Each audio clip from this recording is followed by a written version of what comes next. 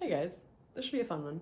Today we tackle the interesting yet challenging dichotomy of self versus other.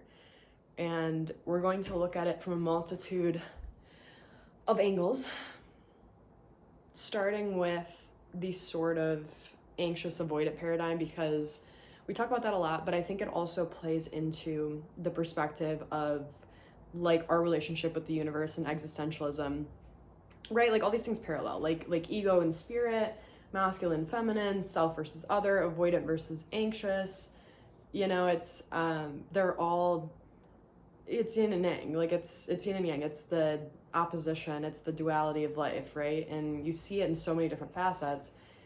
And the answer is always the same, which it comes back to both. It comes back wholeness.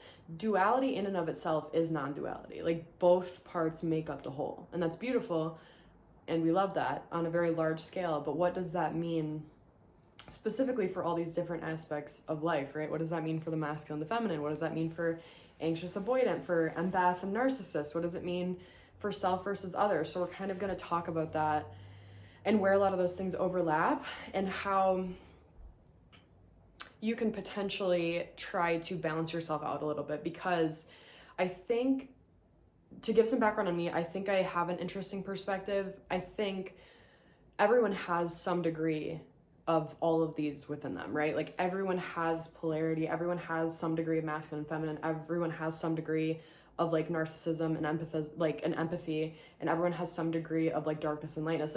That polarity exists within everyone, but it exists within varying degrees, and that can change throughout people's lives through different phases. It can also change within different circumstances. It can also change within, different connections.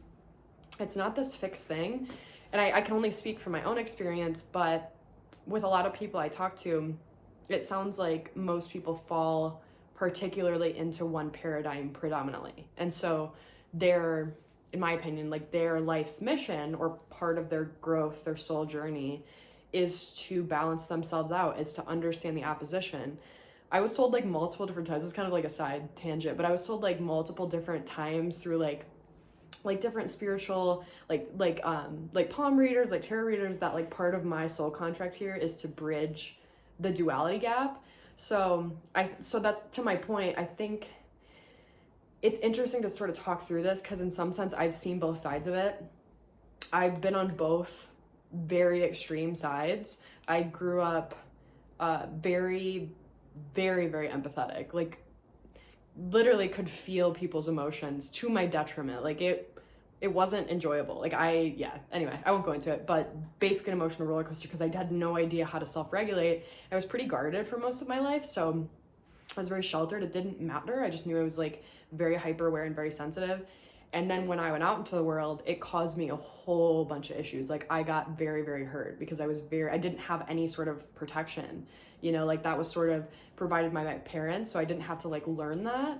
And so probably when I was maybe like 17 and started like actually kind of experiencing the world and like getting out in the world, I was in for a world of hurt, because I just had no basis of how things actually were. I was so shielded from it.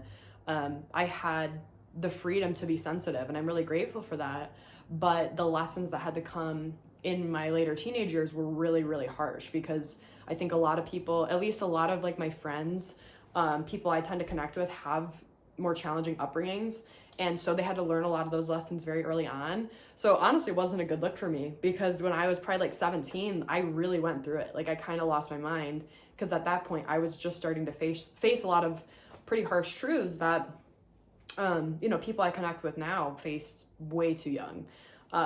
So what had happened is basically I don't feel like I developed a very strong ego for probably most of my life, because I didn't really have to. And then when I actually went into the world, I flipped way the other direction, because I got so hurt, because I didn't know how to protect myself. I was just this open, vulnerable thing. And after a point like of dealing with that, it all just built up, and I had so much contempt, and that sort of led into the journey of me sort of going to the dark side. Like I moved away from like spirituality. You know what I mean? Like I really dove into the depths of like everything that had sort of been swept under the rug, like my entire upbringing. And so anyway, this is kind of long story short, but it was a process of me having to explore the darkness and explore the ego and learn separation and understand boundaries and understand the darkness that existed in the world that was so foreign to me before that point. And most of it was just a means of self-protection, but it was also very much curiosity. Like, I just grew up so sheltered, and now all of a sudden there's all these very, very dark corners being exposed to me. And they made me feel unsettled, which I didn't like. So I was like, I really worked to kind of understand these things, and in some sense, like, looked into the abyss, and the abyss, you know what they say, like, the abyss looks back at you, and that's exactly what happened. So for many years, it was very dark, but I learned a lot. And just to kind of bring this back to how this plays into what we're talking about, in that period, it's funny how these things play into each other, because it, like earlier, where it was very much light and emotional and empathetic and open and lack of boundaries, it then switched to rigidity, logic, avoidance, protection. You know what I mean? So these things like play into each other, which is kind of wild, like very egoic, because that's based on what I was learning, you know, at that point. That was how I could protect myself. And so I sort of overcompensated in a sense, just because of some of the pain I'd gone through. And yeah, it was not great. And so then it was like, but it was interesting because I had that duality, and I don't know that a lot of people experience that. Like, I literally was able to detach from empathy. Like, it hurt me so bad to feel other people's emotions that I literally practiced detaching from it. And that's literally what they say, like how they say narcissism develops, right? It's formed usually very early on, as a means of protection, you know what I mean? Usually from some early experience.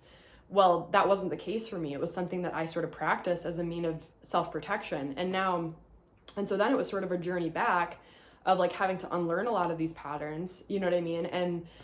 And that's even kind of a rare thing, because I feel like a lot of avoidants or narcissists, like, they don't even really realize what they're doing. They don't even really know anything different, so they never work to heal it.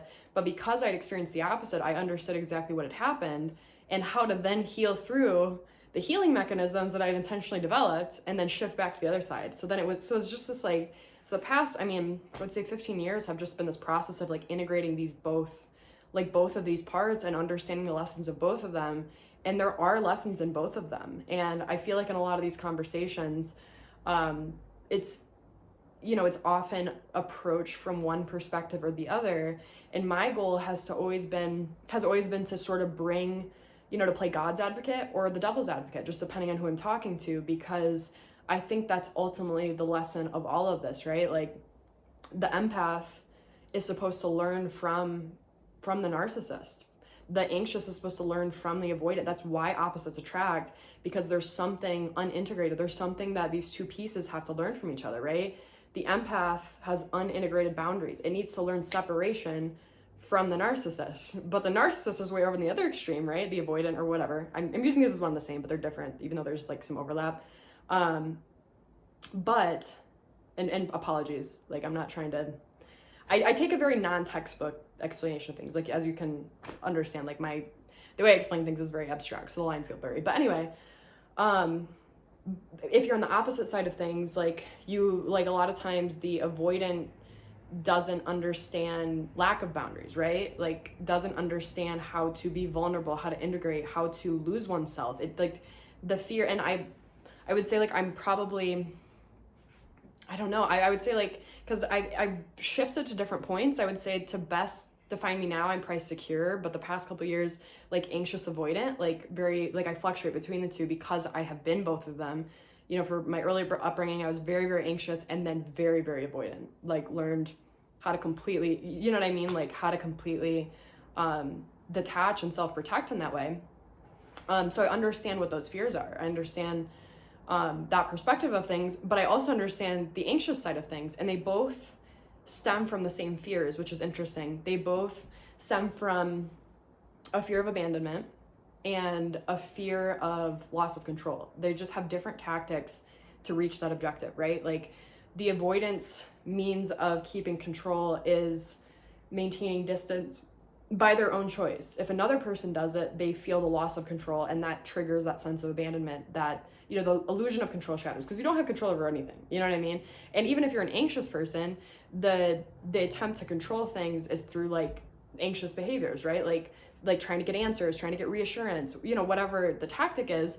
But that's also an illusion of control, because it's like you can't control anyone. And I think that's when you start to kind of crack those excuse me, those beliefs, you start to understand, then you start to move into more like security, you know what I mean? Which is challenging. And that's sort of like a lot of these things I've been healing through the past couple of years. Like, I'm a lot more secure now, but I notice those tendencies coming up, and I work very hard to sit with them and process through them when they do come up. And that's part of why I started talking about it, is because I was like, other people might benefit from this. You know, I think there's a lot of people talking about relationship dynamics and trying to heal through their tendencies, whether that's, you know, avoidance or anxious, a mix of both, whatever it is.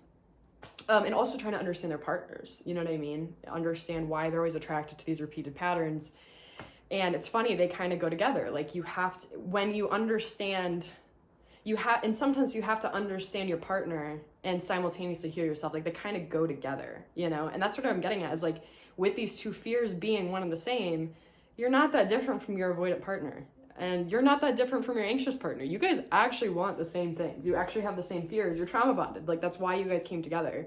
You know, you're not as different as you think. You just have different approaches. Which is interesting. And I think sort of the other thing, it's the other thing too I want to say is it ends up being, moving to security is a balance of those two things. So I would say, like, if you're anxious avoidant, you're kind of veering back and forth on the extremes between the two. When you're secure, you start coming into equilibrium, into balance, right? Like, you fluctuate kind of between the two, but not as extreme. It's a little bit, because it's like you've learned the boundaries, the separation, the even like some sort of emotional attachment, distance, because a degree of that can be healthy. Like, a secure person has that, you know what I mean? Just inherently. But they also don't fear relationships. So they also know how to be open and vulnerable. So they've integrated, you know, the side of the anxious, which is more like open and empathetic. And then they've integrated the side of the avoidant, which is more detached and self-contained, you know? So it's like, you have to, it's always both. Like, it's always going to be both, you know? And anytime there's something opposing you, there's something within that you need to integrate in order for it to come back into balance. Like, that's the yin and the yang, you know? So the journey of, like, you know, trying to heal your avoidant partner starts with healing you, you know?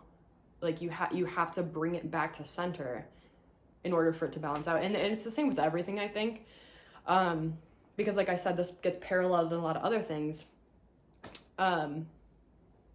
You know, even if we talk about, like, balancing self versus other, right? It's sort of a similar concept. Like, how much, it's like breathing, right? It's like breathing. Like, even really any sort of example you want to take, like working, giving your gift to the world, family, like non-romantic connections, anything. It's in and it's out, right? It's both. So you have to have that flow going, or else things get stagnated. You have to be willing to give, and you have to be willing to receive, and that's the balance between self and other, right? And I feel like sometimes, you know, the avoidant is very self-focused. That's how they maintain control, is by keeping the energy in their body, right? By keeping the energy in their vessel, their awareness in their vessel, and it makes them very powerful, and it makes them very magnetic. And that's why I think a lot of people who are anxious, who have very expansive energies, like tuned to other people, it makes them kind of get drawn in, you know, because things with more density things with more shadow, darkness, have more depth, have more density, and things with more density have more gravitational pull. They have more magnetism, you know? So it's like the anxious naturally just gets drawn in, and they're very empathetic, but their means of control is tuning into other instead of tuning into self. And then the avoidant is just tuning into self and never tuning into other, you know? So all this to say that it is just a balance. I don't know if this helps you at all, but what I will say is being on both sides of the spectrum, both of them have value. And I would love to say that you can just ascend to the higher realms and you don't need identity or separation or ego and it's all an illusion. But I truly believe that separation and darkness and ego, you operating as you and not as someone else, is part of the divine experience. I think part of ascension, if you will, part of moving to the higher realms is first accepting that the ego in some sense is a spiritual experience, and only when you can understand the purpose of darkness can it truly come to light and be illuminated. So whatever it is you're opposing, I mean, remember that it's all you, and ultimately it has something to teach you. You know, it always does. So I hope this helps, and I'll see you next time. Bye.